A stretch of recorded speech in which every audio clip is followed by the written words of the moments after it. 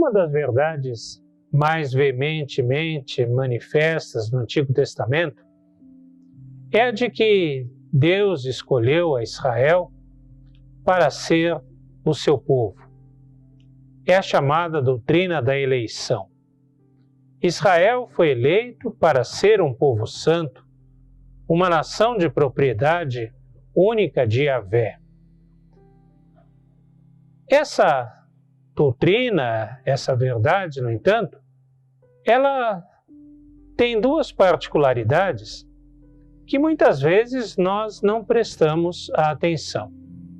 A primeira delas é o fato de que, por Deus ter escolhido a Israel, não significa que ele não escolheu os outros povos também. Aliás, no final de Amós, no final do livro de Amós, há uma passagem em que Deus fala claramente isso, que Deus escolheu outros povos também e não somente aos israelitas. A segunda questão que se levanta é o que essa eleição representou. Há uma passagem no livro de Isaías em que, falando da missão de Israel, Deus diz àquele povo: eis que eu te dei como luz para as nações. Então, isso significa que a eleição não era um privilégio sobre o qual Israel devesse descansar, mas era uma responsabilidade que Israel tinha para com os outros povos, para com as outras nações, de levar a verdade, de levar a vida de Deus para eles. Aliás, isso já está manifesto quando Deus chama Abraão lá no livro de Gênesis. Naquela passagem, diz o Senhor para Abraão: em ti serão benditas todas as famílias da terra. Por isso, a eleição de Israel era um grande privilégio, mas também uma grande responsabilidade. E agora? E quando nós falamos que a igreja é o novo Israel de Deus, que a igreja é o novo povo de Deus, não temos nós também essa mesma responsabilidade? Não temos nós também essa mesma tarefa de acolher aos outros povos e de levar às outras nações a palavra do Senhor? Ainda Pedro falava essas coisas quando caiu o Espírito Santo sobre todos os que ouviam a palavra. E os fiéis que eram da circuncisão, que vieram com Pedro, admiraram-se, porque também sobre os gentios foi derramado o dom do Espírito Santo, pois os ouviam falando em línguas e engrandecendo a Deus. Então perguntou Pedro: porventura pode alguém recusar a água para que não sejam batizados estes, que assim como nós receberam o Espírito Santo? E ordenou que fossem batizados em nome de Jesus Cristo. Então lhe pediram que permanecesse com eles por alguns dias. Atos 10, 44 a 48.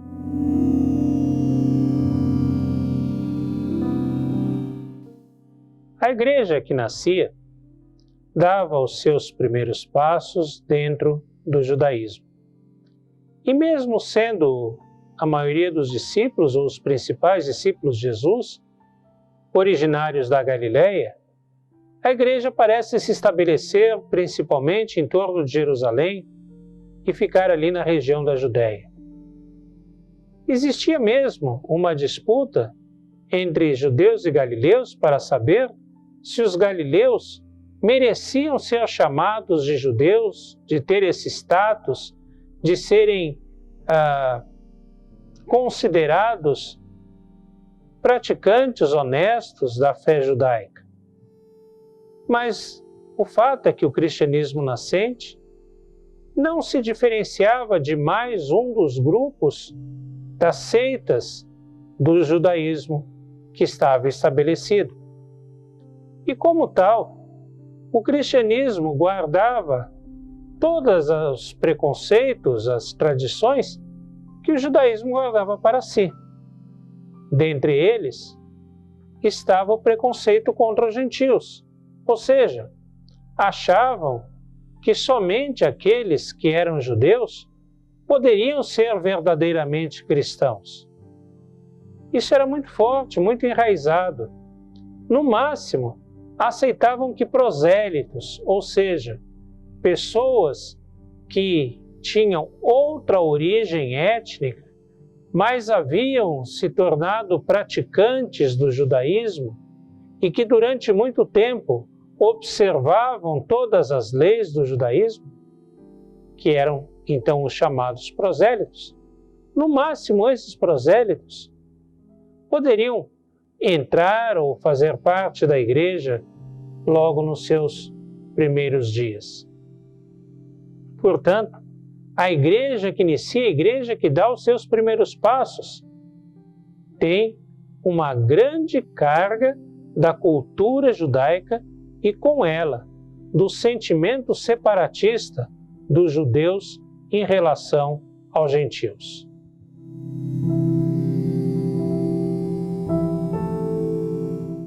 Havia entre os gentios um centurião, um homem piedoso a Deus, e a Bíblia o descreve como sendo piedoso e caridoso, um homem de oração, chamado Cornélio, e a quem Deus manda que ele enviasse emissários para levar Pedro à sua casa. E eles vão. E antes que esses emissários cheguem a Pedro, Pedro está em Jope. É interessante que Pedro estivesse em Jope. Jope é a cidade para onde Jonas foge para pegar o navio para Tarsis. Era um porto. É mais ou menos onde hoje fica Tel Aviv. O fato é que Jope representava um porto, e como todo porto, era uma porta aberta ao mundo exterior, ao mundo de fora, ao mundo gentil. E Pedro, estando lá em Jope, na hora da alimentação, com fome, tem uma visão. Eis que descem um lençol do céu, uma figura como se fosse um lençol, cheia de animais dos chamados impuros. E uma voz diz a Pedro: mata e come. Ora, o judaísmo tinha prescrições dietéticas muito severas, e tem até hoje, principalmente com relação a carnes de animais. Há muitos animais que são considerados impuros. O mais comum, mais tradicional, mais conhecido de todos eles é a carne de porco, que os judeus não comem de forma nenhuma. Mas há outros, camarão, cação. Na verdade, o judaísmo tem um sistema de pureza em que observa que todo animal que não segue exatamente as características da sua espécie é considerado impuro. Então, o animal que tem a pata fendida, quando não pode ter a pata fendida, é considerado impuro. O peixe que não tem escamas é considerado impuro. Por isso, eles acham que cação não deve ser comido, embora cação, na verdade, não seja peixe, mas se está na água, é peixe. Enfim, o fato é que tudo aquilo que é diferente é considerado impuro, impróprio, fora de ordem.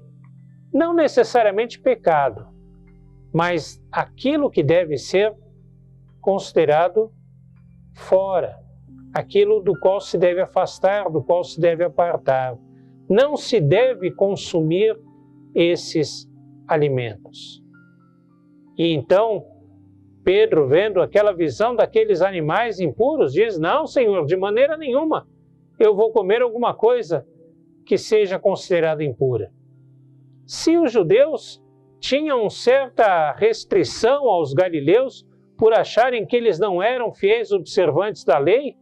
Como é que Pedro, agora o líder da igreja, vai passar a comer animais que os judeus consideravam impuros? Era mais um motivo para eles serem perseguidos pelos próprios judeus, para eles serem expulsos das instituições judaicas, para eles não serem considerados judeus. E ele diz: Senhor, não vou comer uma coisa impura. E Deus diz para ele: não consideres impuro aquilo que Deus purificou. E nesse momento chegam os emissários de Cornélio e o levam até a sua casa. E Pedro, então, vendo a vida de Cornélio, vendo o interesse pela palavra de Deus, o interesse pelas coisas de Deus, prega àqueles homens. E a consequência é surpreendente. É a conversão e o derramamento do Espírito sobre eles. Não faças impuro aquilo que Deus purificou.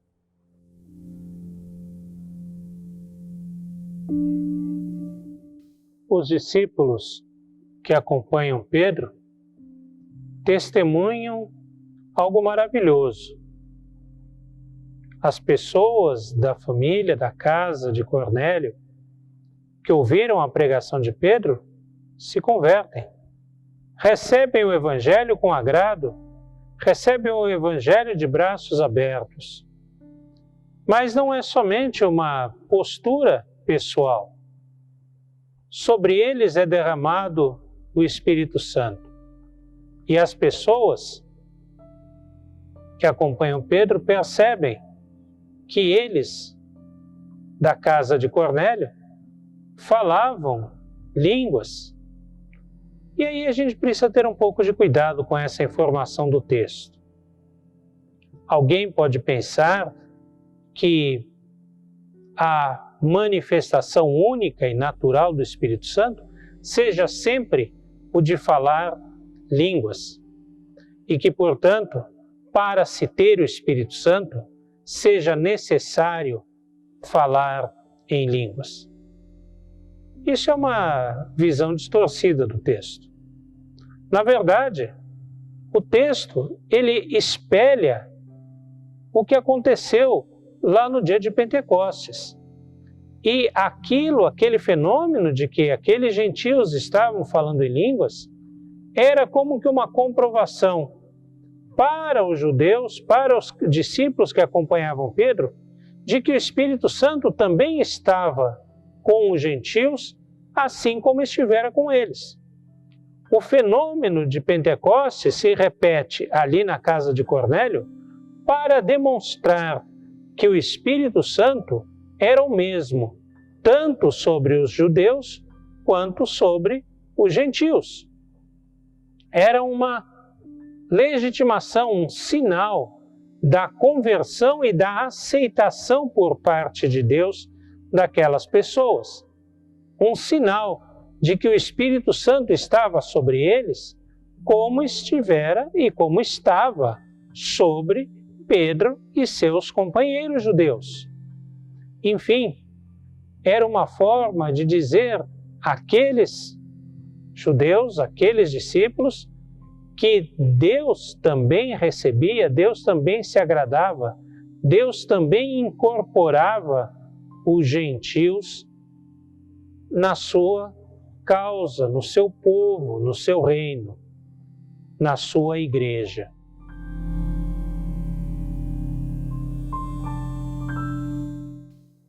Pedro e os discípulos que o acompanhavam não testemunharam apenas o fato de que aqueles homens e aquelas mulheres, gentios e gentias, falavam em línguas e assim testemunhavam a presença do Espírito Santo neles. Eles também engrandeciam o nome de Deus, engrandeciam a Deus. O texto não nos fala de que forma que eles faziam isso, de que forma que eles engrandeciam a Deus. Poderia ser de diversas formas. Poderia ser através do testemunho falado, poderia ser através de cânticos, de hinos, poderia ser através de atitudes de solidariedade, de caridade para com outras pessoas. Pudesse ser através de diversas formas. O fato importante é que o texto fala que eles engrandeciam a Deus. O que isso significava? Significava que a presença do Espírito Santo havia provocado transformação na vida daquelas pessoas, havia provocado mudanças naquelas pessoas. E isso era sinal da presença de Deus entre eles também. Pois, afinal, quando Deus se manifesta na vida de uma pessoa, a manifestação, a prova mais evidente é a transformação de vida pela qual essa pessoa passa. Pode ser uma transformação moral, pode ser uma transformação de costumes, pode ser uma transformação em diversas formas. Mas o fato é que quando Deus entra na vida de uma pessoa, ninguém fica do mesmo jeito. As pessoas mudam, as pessoas se transformam, as pessoas passam a engrandecer a Deus com a sua vida. E era isso que estava acontecendo com aquelas pessoas, ou seja, elas estavam mostrando através da sua vida que Deus estava com elas.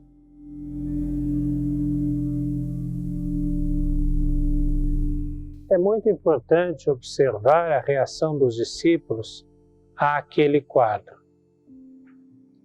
Os discípulos haviam nascido e crescido na religião e nas tradições do judaísmo. Desde pequeno ouviram que os gentios não eram amados por Deus. Desde pequenos aprenderam que os judeus eram o único povo escolhido de Deus. Cresceram com aquela visão, com aquela cultura. Ouviram os seus líderes religiosos proclamarem que os gentios não valiam nada para Deus. E agora eles veem outra coisa completamente diferente.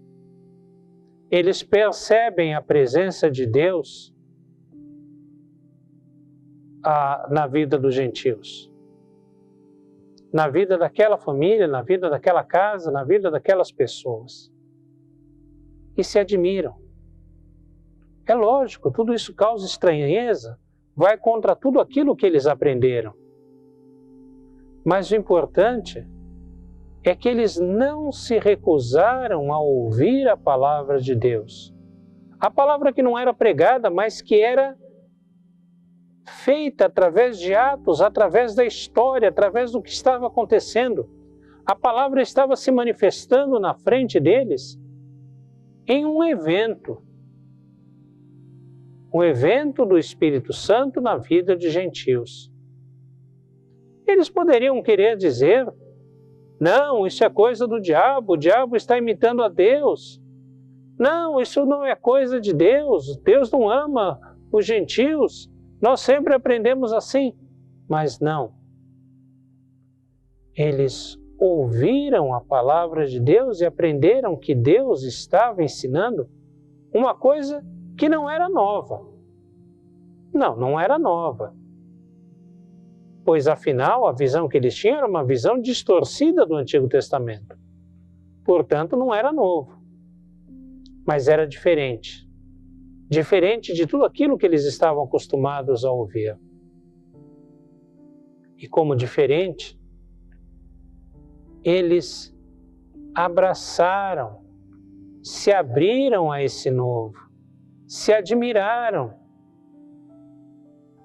E em vez de ficarem com raiva daquelas outras pessoas, não, ficaram felizes, porque Deus estava abrindo a vida, a salvação, a possibilidade de fazerem parte do seu povo para outras pessoas.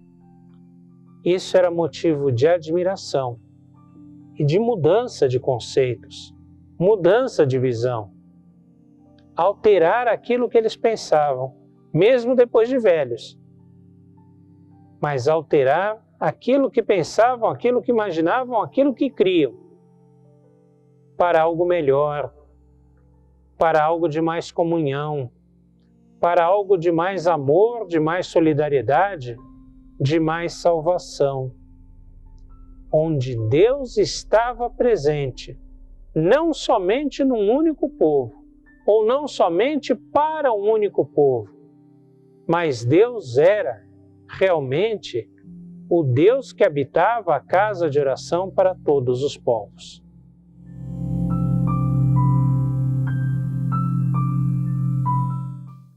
Da admiração, os discípulos que acompanhavam Pedro passaram para a ação.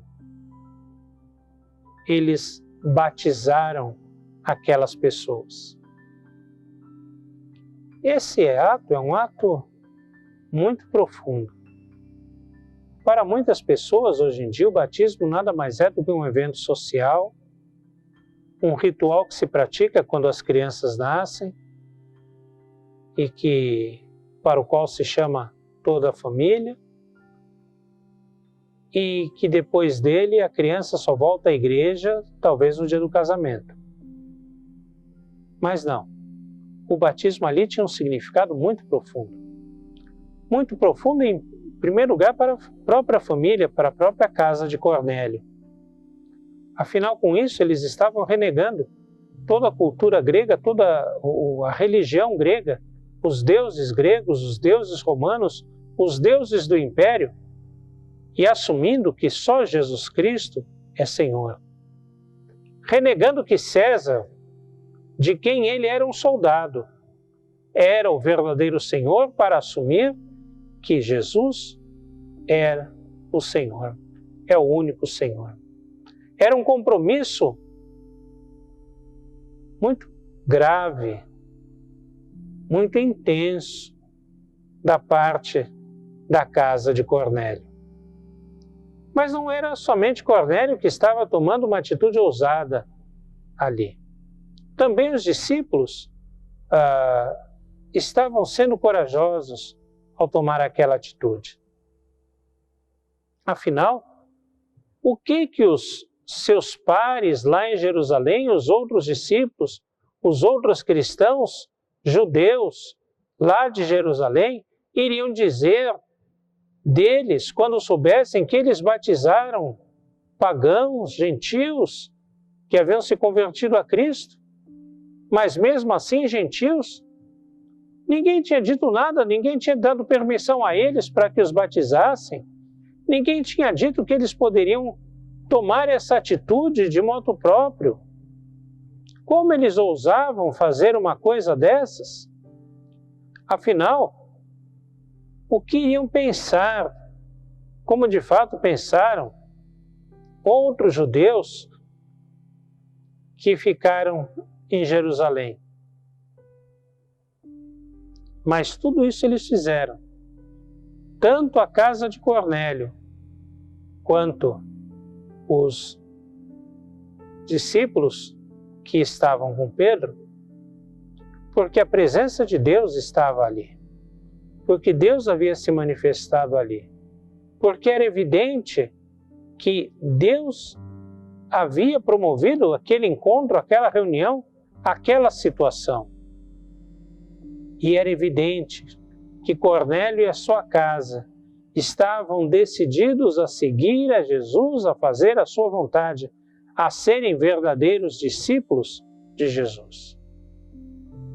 Tudo isso estava evidente naquele momento. Por isso, tanto Cornélio e sua casa pôde assumir o compromisso do batismo, quanto Pedro e os discípulos puderam assumir o compromisso de batizar aqueles gentios. Porque Deus estava agindo ali, Deus estava transformando os corações, as mentes, os pensamentos, fazendo com que a igreja percebesse que ela era a porta, era o caminho através do qual os gentios haveriam de conhecer o verdadeiro caminho até Deus, que era Jesus Cristo. A igreja era um instrumento de Deus para que os gentios conhecessem o amor de Deus, a sua vida, a sua salvação.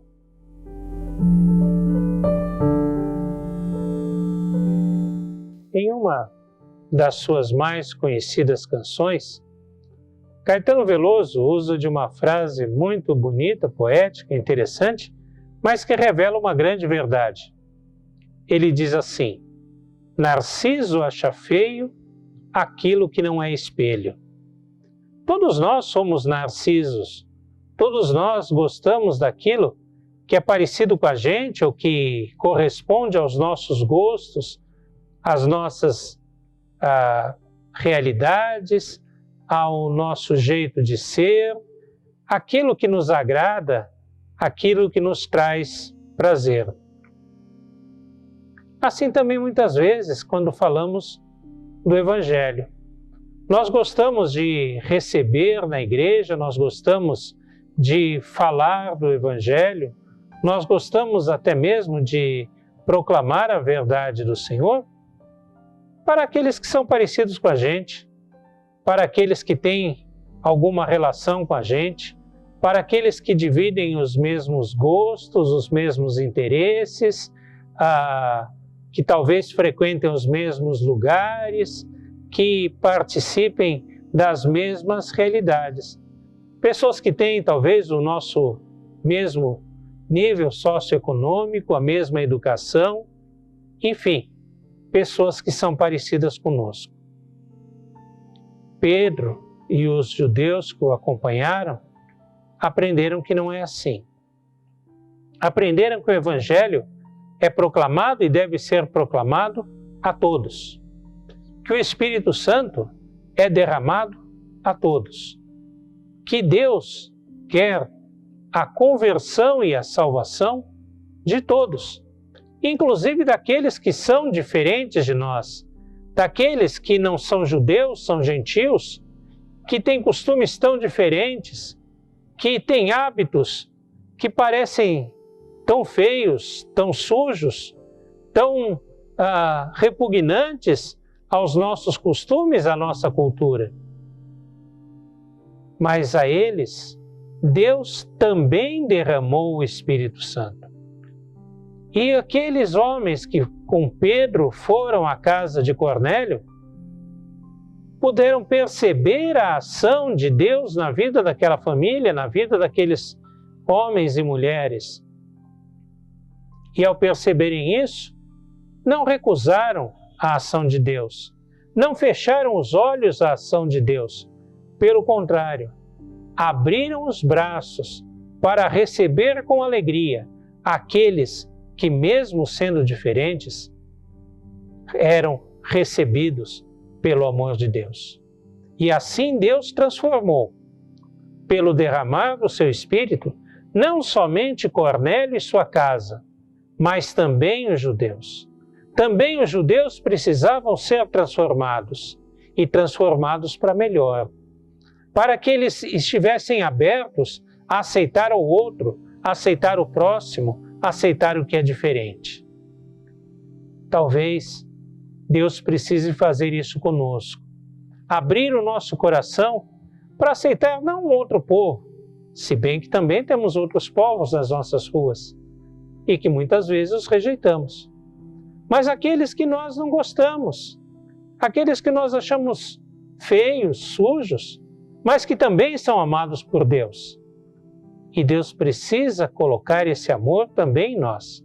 E precisamos reconhecer a ação do Espírito Santo também sobre a vida dessas pessoas, da mesma forma como sobre a nossa vida. E precisamos ser transformados como aqueles homens, transformados para muito melhor.